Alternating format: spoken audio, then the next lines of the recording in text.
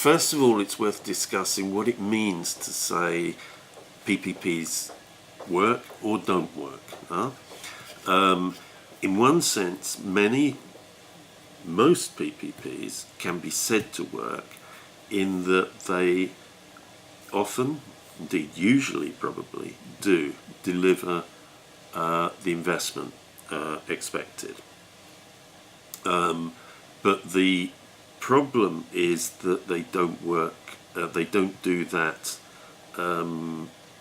in a way that is good value for money. They don't do that, so they don't do that efficiently. They don't do it cleanly and democratically because of the corruption, and there are unnecessary overhead costs that come to us. So all those issues I talked about before.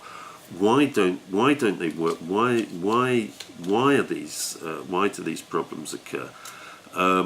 And I think the key thing there is to do with the simple relationship between governments and companies. PPPs, infrastructure is complicated business anyway, but PPPs are constructed as really complex contracts that involve complex financial instruments.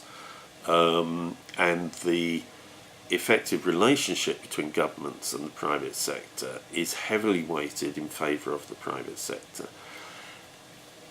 At one point in the 2000s, the European Investment Bank did a survey in Europe of the use of PPPs, and it quoted one very senior government official as saying, if you have a well-functioning public sector, you don't need PPPs.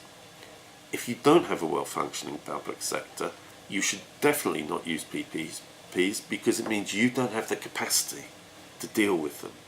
This is a contractual relationship you're entering into with people who have huge financial and technical and legal know-how.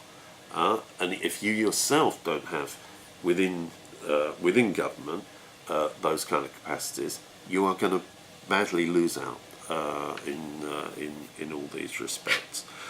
So I think that's at the core of why they don't work. This question of the capacity of the state, and of course that's exactly what neoliberal economics, neoliberal policies want to reduce, and it's that weakness.